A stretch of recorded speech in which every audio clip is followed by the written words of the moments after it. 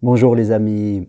Un des grands changements de ma vie a été, en tout cas, de prendre conscience que si ce n'était pas moi-même qui organisais ma vie, qui prenait mes décisions, qui organisait ce que je voulais vivre, mon temps de vie avait tendance à s'échapper. Parce que, fait de compte, on est pris, nous sommes tous pris par le quotidien.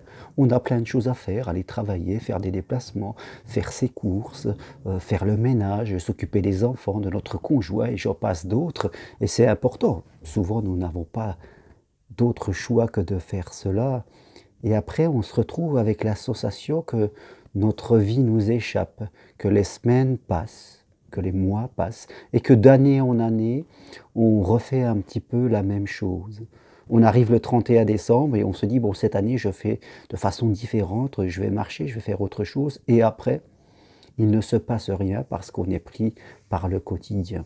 Donc, c'est important de prendre conscience de cela pour changer sa façon d'être et arriver à se fixer des objectifs clairs en fonction de ce que l'on veut vivre.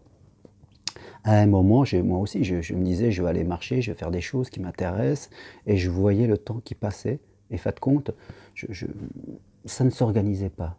Donc, à partir d'un moment, j'ai pris mon calendrier, je me suis barré des jours que j'ai réservés, et toute ma vie a été organisée autour de cela. J'ai dit aux gens qui m'entouraient que ces moments-là, j'étais pas là, je faisais quelque chose, et j'ai créé ça.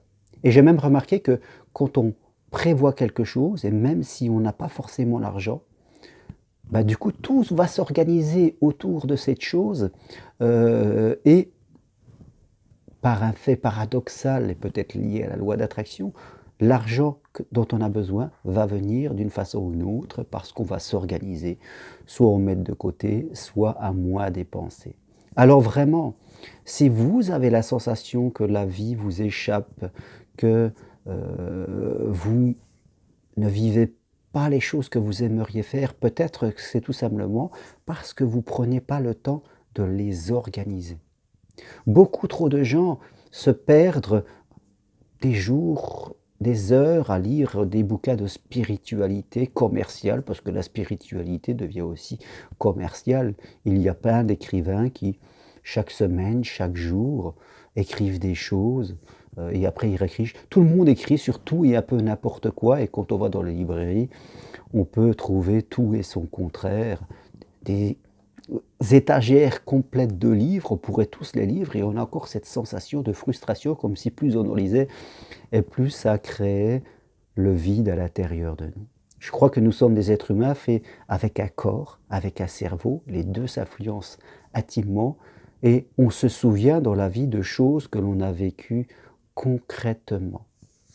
Alors je vous le dis, réfléchissez-vous en fonction de votre vie, de vos désirs, à quelles sont les choses les plus concrètes que vous voulez faire. Aussi petites soient-elles, même si c'est partir marcher une journée, même si c'est faire un petit voyage, et voilà, prenez votre calendrier, votre emploi du temps pour les 6 mois et pour l'année à venir, et cochez tout cela sur une feuille.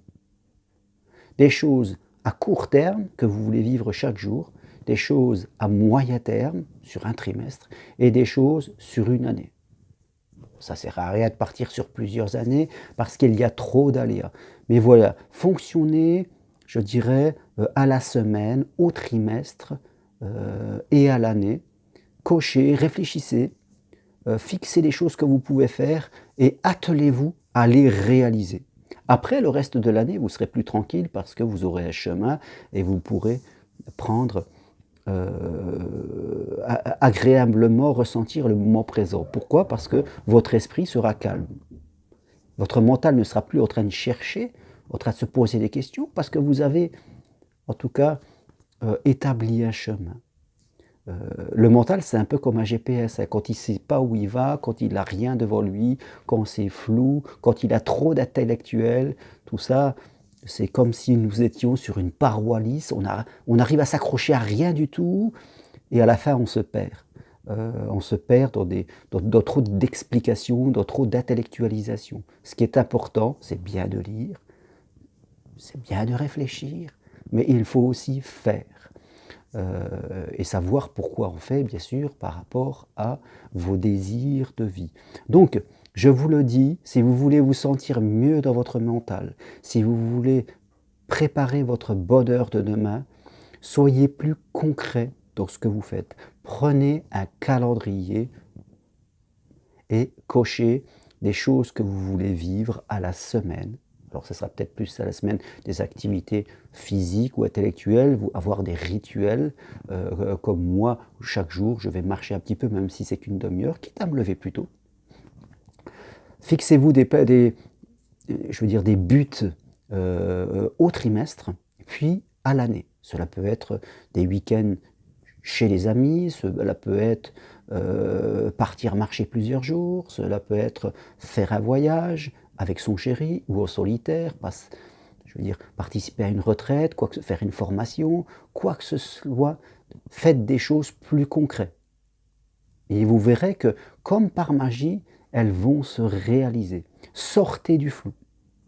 Devenez plus constructeur. Et même au niveau financier, je le répète, même au niveau financier, je prévois souvent mes voyages et, comme par magie, tout au long de l'année, j'arrive à avoir la somme.